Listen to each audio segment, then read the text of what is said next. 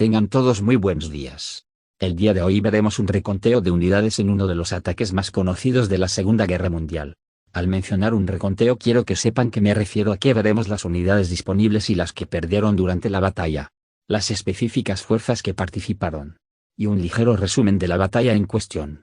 Y no se me ocurre un inicio más apropiado que el ataque japonés a Pearl Harbor. Este ataque fue el detonante principal de la entrada de Estados Unidos en la guerra. Aunque siendo justos, tiempo atrás Estados Unidos había prácticamente orientado a Japón a la posibilidad de un ataque. Esto al detener totalmente la venta de materias primas esenciales para la maquinaria bélica japonesa.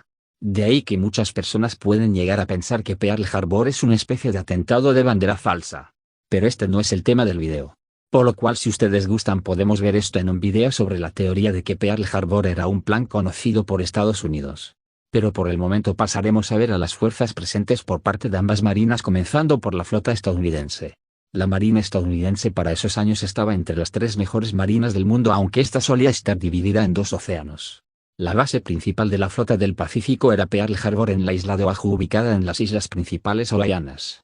En el año de 1937 el peligro de una guerra con Japón era algo que se tomaba con cada vez más seriedad, por lo cual se decidió estacionar a la flota del Pacífico en dicha base como una especie de arma disuasoria.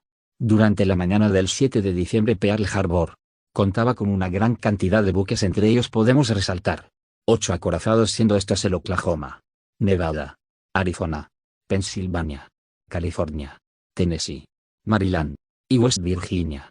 Los cruceros pesados New Orleans y San Francisco. Los cruceros ligeros Phoenix, Honolulu, Saint Louis, Helena, y los más antiguos, Raleigh y Detroit, y aproximadamente unos 30 destructores. Como dato curioso, el ex acorazado y ahora buque de entrenamiento Utah se encontraba en el puerto. Además habían disponibles en tierra 4 cañones de 16 pulgadas, 2 de 12 pulgadas, 8 de 8 pulgadas y 12 cañones de 6 pulgadas. Además, según he logrado investigar, el ejército estadounidense tenía aproximadamente unos 300 a 400 aviones disponibles. Aunque desconozco cuántos de ellos eran cazas, aunque la mayoría de estos deberían ser del tipo P-40. Para llevar a cabo el ataque contra el puerto, la marina japonesa había mandado una fuerza de superficie bastante considerable. Entre ellos podemos ver 6 portaaviones, siendo estos el Kaga, Akagi, Iryu, Soryu, Fuikaku y Sokaku, los cuales podían transportar unos 360 aparatos.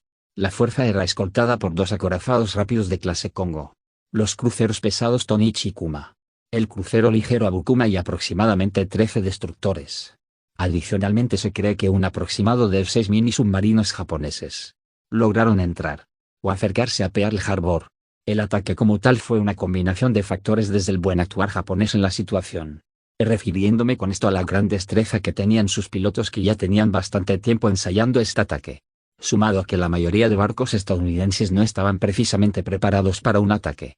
Incluso en algunos casos las tripulaciones no estaban al completo en los buques, y en casos más específicos como por ejemplo el West Virginia se esperaba recibir una inspección más tarde en ese mismo día, por lo cual los compartimientos estancos, los cuales teóricamente deberían poder contener las inundaciones recibidas, estaban abiertos y no hubo un tiempo suficiente para cerrarlos.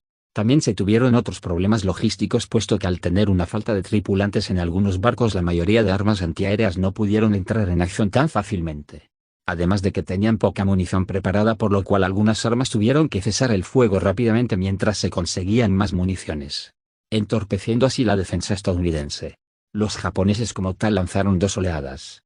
La primera golpeó con un aproximado de 183 aviones, dañando principalmente a los barcos de mayor valor en el puerto, siendo estos los acorazados. Además, se trató de destruir en su mayoría las pistas aéreas en tierra para evitar que los grupos aéreos de la isla pudieran interceptar los siguientes ataques, teniendo una gran eficacia.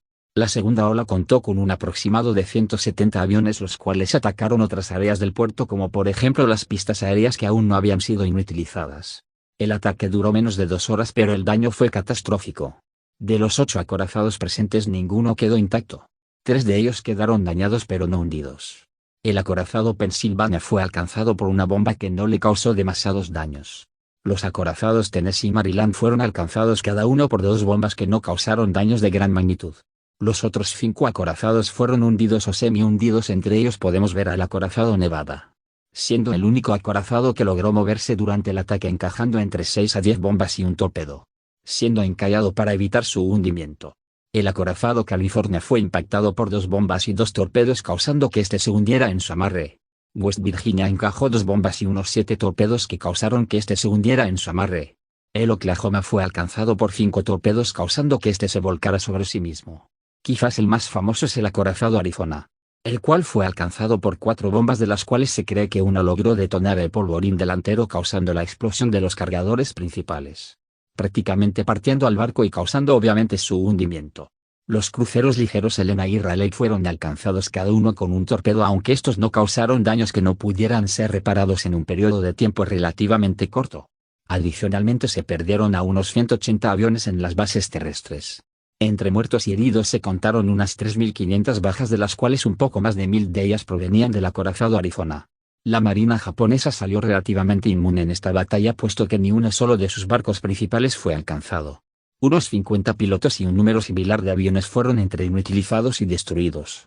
La conmoción del ataque fue enorme, aunque rápidamente se evidenció que los barcos que hundieron los japoneses no eran tan útiles si lo vemos desde el nuevo punto de vista, centrándonos en el portaaviones como el punto principal de una flota, puesto que con una velocidad de 21 nudos, estos acorazados no los hubieran podido escoltar. De ahí que de estar disponibles algunos no participaron en la batalla de Midway. Además de los 5 acorazados hundidos, 3 de ellos volvieron al servicio a finales de la guerra, puesto que California, Tennessee y West Virginia fueron reflotados y modernizados. Pero los acorazados Oklahoma y Arizona no pudieron serlo.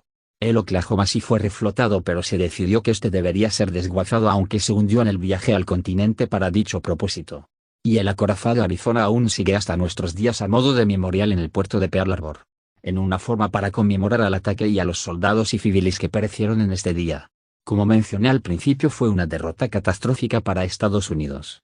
Pero esta misma ha hecho sospechar a varias personas acerca de que Estados Unidos hubiera dejado libremente a Japón atacar el puerto. Esto como una forma para poder entrar a la guerra. Aunque estas teorías las cubriremos en un video aparte. Por el momento y sin nada más que agregar, me despido y les deseo feliz día.